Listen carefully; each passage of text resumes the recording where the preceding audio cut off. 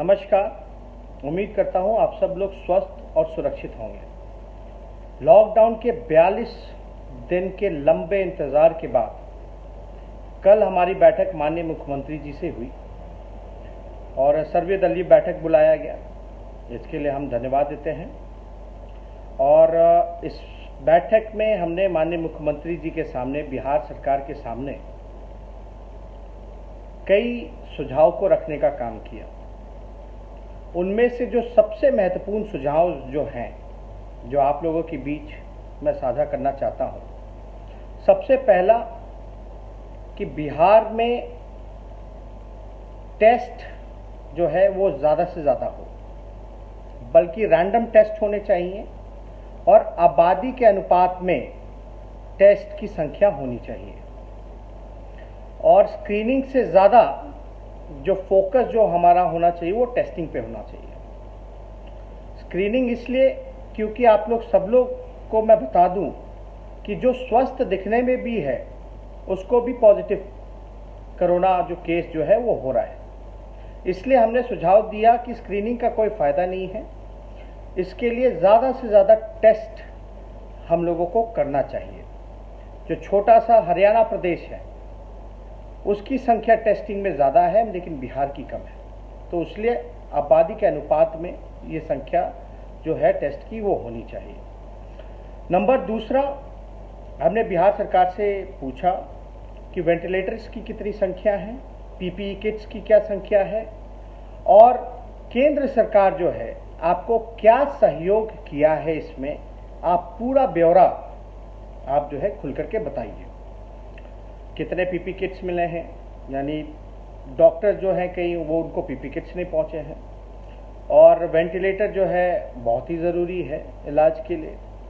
तो ये सारी जो हेल्थ इक्विपमेंट्स की जो चीज़ें हैं, सामग्रियां हैं, ये अब तक बिहार सरकार के पास वेंटिलेटर कितने हैं। उनको याद दिलाया कि विधानसभा में जब उन्होंने भाषण दिया था तो उन्होंने 100 जो है वेंटिलेटर्स की बात कही थी कि हमने हेल्थ डिपार्टमेंट को कह दिया है। और हमने ये महत्वपूर्ण भी सुझाव दिया कि दूसरे राज्य जो हैं वेंटिलेटर जो हैं या और चीज़ें जो हैं हेल्थ से रिलेटेड वो डायरेक्ट खरीद रही हैं, तो बिहार सरकार भी खरीदे, जैसे छत्तीसगढ़ हो या केरल सरकार हो, ये डायरेक्ट ले ली। अब इसमें क्या उलझने हैं नहीं हैं, लेकिन बेहतर ये होगा। और साथ ही साथ हमने पूछा है कि केंद्र सरकार ने कितना सहयोग किया, आपको कितने वेंटिलेटर्स केंद्र सरकार ने दिए, पीपी किट्स कितने दिए, टेस्टिंग किट्स कितने उपलब्ध केंद्र सरकार ने कराने का काम किया। और हालांकि जो जवाब मिला उससे हम लोग संतुष्ट नहीं हैं और कोई ठोस इस पर कोई जवाब ही नहीं मिला कि कितने केंद्र सरकार ने क्या सहयोग किया।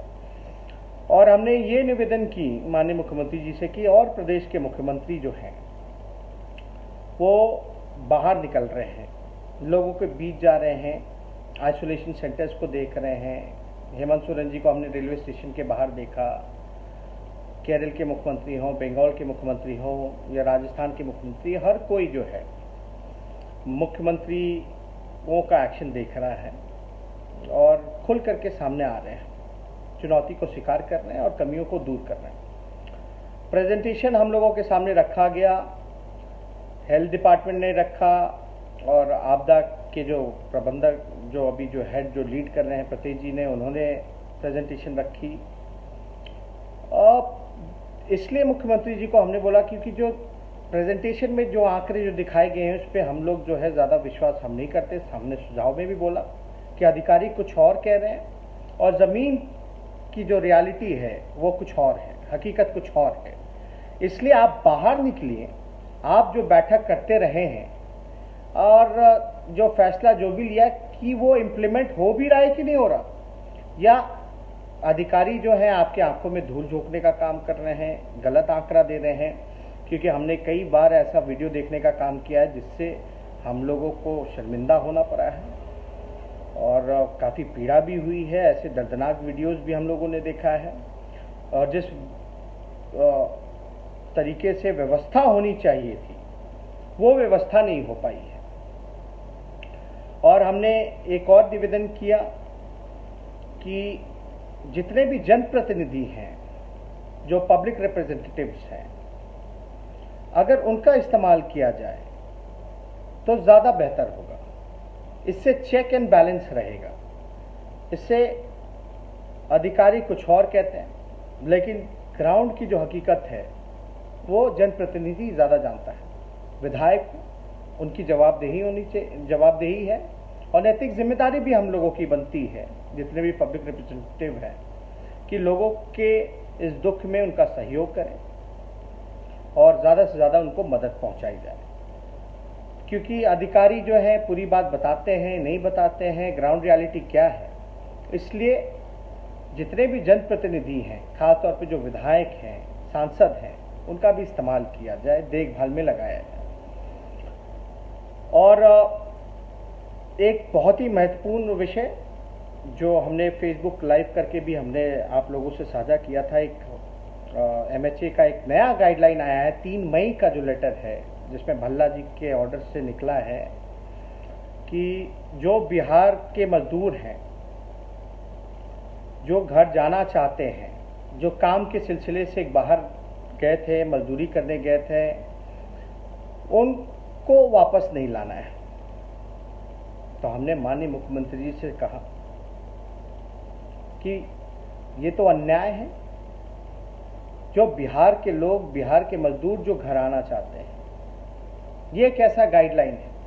इसमें जो है तुरंत किसी भी प्रकार से इस गाइडलाइन को जो है बदलवाया जाए।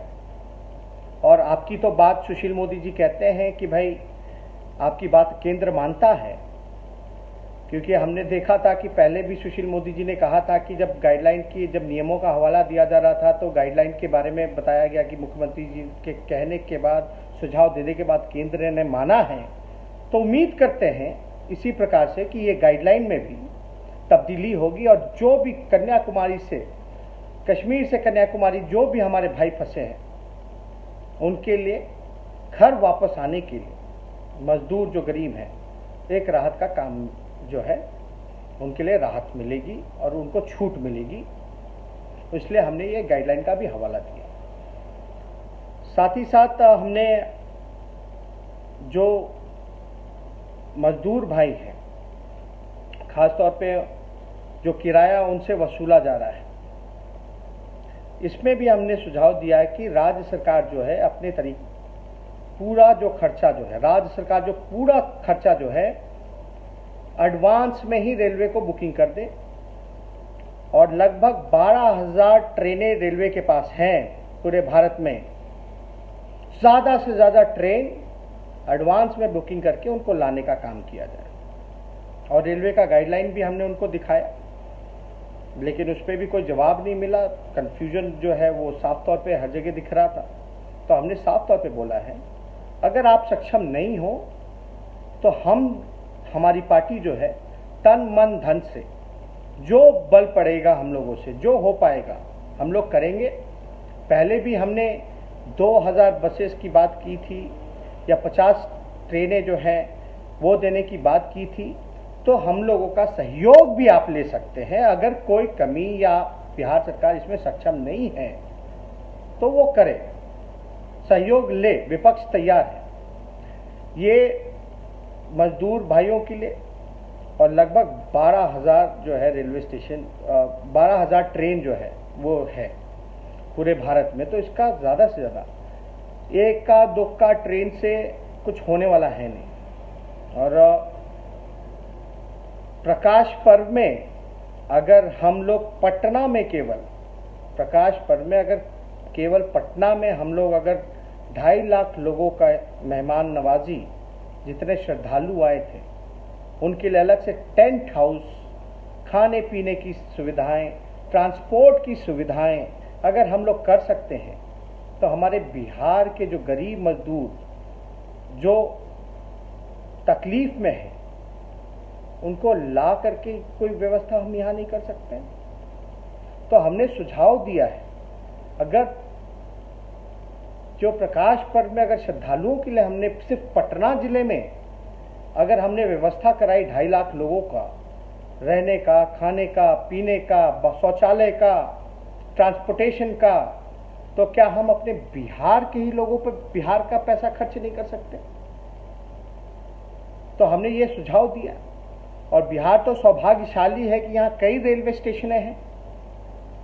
हमने उनको ये भी सुझाव हम देते कि ज़्यादा से ज़्यादा ट्रेनें बुकिंग करके हज़ारों की संख्या में आप लाइए उन मजदूरों को, और बेशक आप क्वारंटाइन कीजिए, उसके लिए आइसोलेशन सेंटर्स बेहतर बनाइए, अच्छे से बनाइए, कोई सुविधा की कमी ना होने दी जाए, खाने पीने शौचालय से लेकर ट्रांसपोर्टेशन का।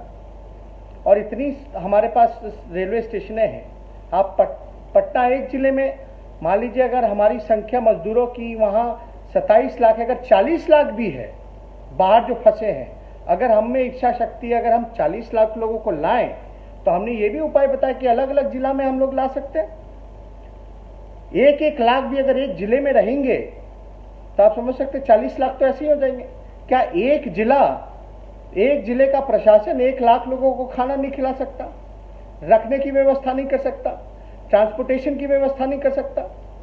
तो ये काम जो है, ये सुझाव हमने उनको दिया है कि अगर पटना में इतनी बड़ी खर्च हम लोग कर सकते हैं श्रद्धालुओं का रहने का, खाने का, पीने का, तो बिहार के लोगों पे अगर हर जिला में अगर हर स्टेशन अगर ट्रेन लगा दी जाए और उनको जो है जिला में हम लोग व्यवस्थित ढंग से रख दे, तो मात्र 1 लाख खाता है। तो ये हमने सुझाव दिया। और जो राशन वितरण में जो बड़े पैमाने पर धांधली हो रही है, इसकी पारदर्शिता हो, इसके लिए कोई वैकल्पिक व्यवस्था हो, ये भी हमने जो है सुझाव दिया है कि इसमें जो है पूरी तरीके से पारदर्शिता बरती जाए और ज़रूरतमंदों को जो है राशन मिले। जो धांधली हो रही है और जो लोग जिम्मेदार हैं इसके लिए, उस पर भी कार्रवाई हो। और साथ ही साथ एक बहुत ही महत्वपूर्ण, कोरोना के बाद जो आर्थिक स्थिति जो हमारे बिहार की होगी, जीडीपी, इकोनॉमी, उसके लिए एक बैकअप प्लान भी, साथ ही साथ लॉन्ग टर्म प्लान भी हम लोग बनाएं, ताकि कोरोना के बाद जो है हम लोगों को जो मार जो पड़ेगा, इकोनॉमी की जो मार पड़ेगी और जो व्यवस्था जो बिखर सा गया है, उसको सुधारने के लिए भी एक विचार किया जाए साथ ही साथ, ताकि हम उससे कैसे निपटेंगे। तो ये और भी सुझाव हम लोगों ने दिया थे, लेकिन ये कुछ जो सुझाव हैं आप लोगों के सामने हमने रखा है। बहुत बहुत धन्यवाद।